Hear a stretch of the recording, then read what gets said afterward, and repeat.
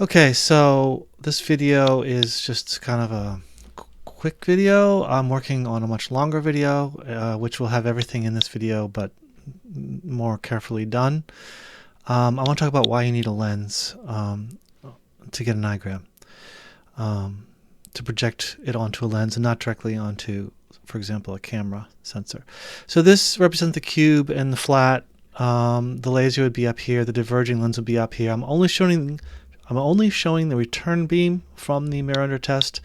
In this example, I have a 12-inch f3 mirror. Everything's to scale, and the cube here is 15 millimeters. I don't even really need this flat here, so we'll get rid of it. And I'm just showing you. I'm not showing you the outgoing test beam. I'm not showing you either reference beam going out or in. I'm just showing you the returning test beam from the mirror. And it comes to a point here. The cube is not doing anything optically in my demonstration here in the software I wrote. So if you have a perfectly spherical mirror, you can put some paper out here and see a nice igram. And you might think, oh, I can just put a camera there. So let's put a camera there, and let's pretend it has no lens. So you remove the lens, so the light just comes right to the detector, and this will work, sort of. You'll get an igram. And if your mirror is perfectly spherical, you'll get a good igram. But let's say you had turned down edge on your mirror. All right, this blue beam is going to represent a turned down edge at the bottom of the mirror.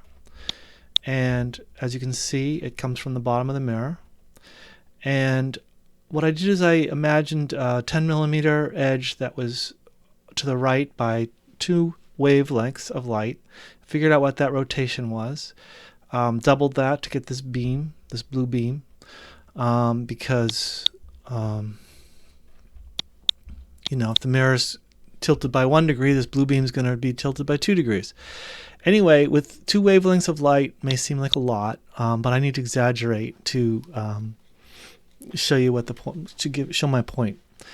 So if it was 2 wavelengths of light, it would be exactly this much too low. Your turned down edge beam coming from the mirror. Now the problem is, if you just use no lens here on your camera and just use the detector directly, that bottom of the mirror is going to be represented here instead of up here. We need that to be represented up here. And if we put a lens in, it'll work fine. This lens, if focused on the mirror, will focus that beam properly at the top. Why does it do that? Well, that's what lenses do. If you're taking a picture of a person, this is the lens of the camera, this is the detector or the film or whatever.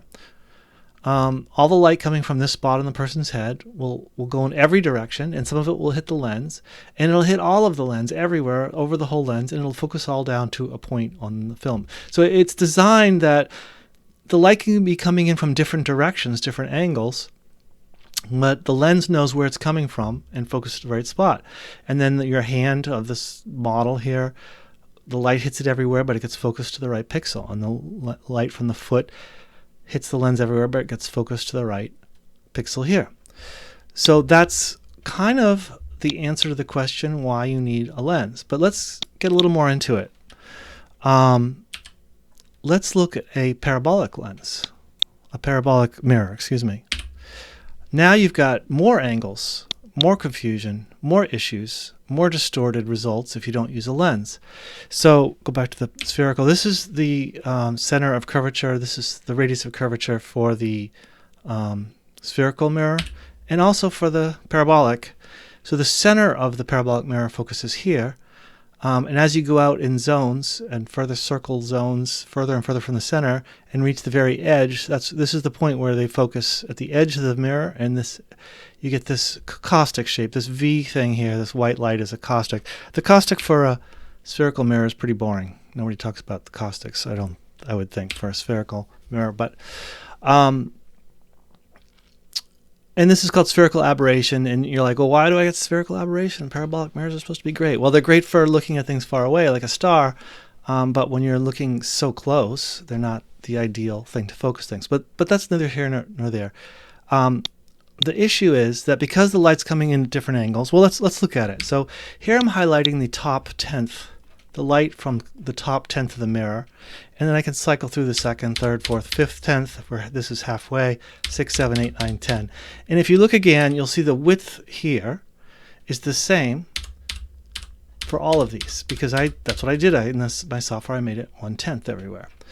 But because it's parabolic and not spherical, they're coming at all kinds of different angles.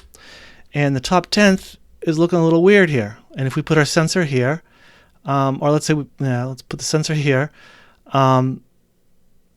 it's less than 1/10. And as I go to the next part, it gets a little wider, wider, wider, narrower, narrower, narrower, narrower, narrower. So it's all distorted.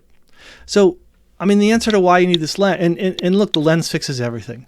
So we go to the top of the mirror, the bottom of the sensor.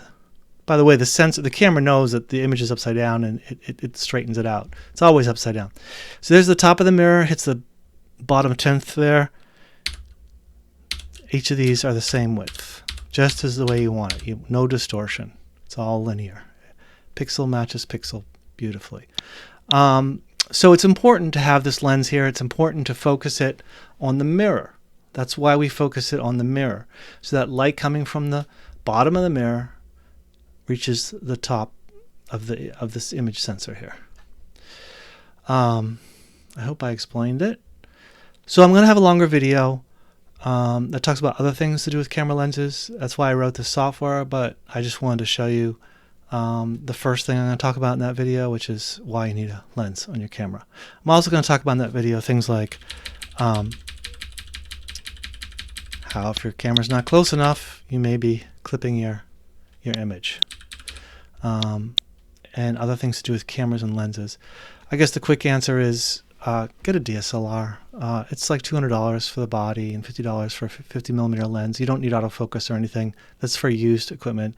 Nikon 3100, 3200, 3300 are great cameras, bodies to use, cheap, and they have all the features you need.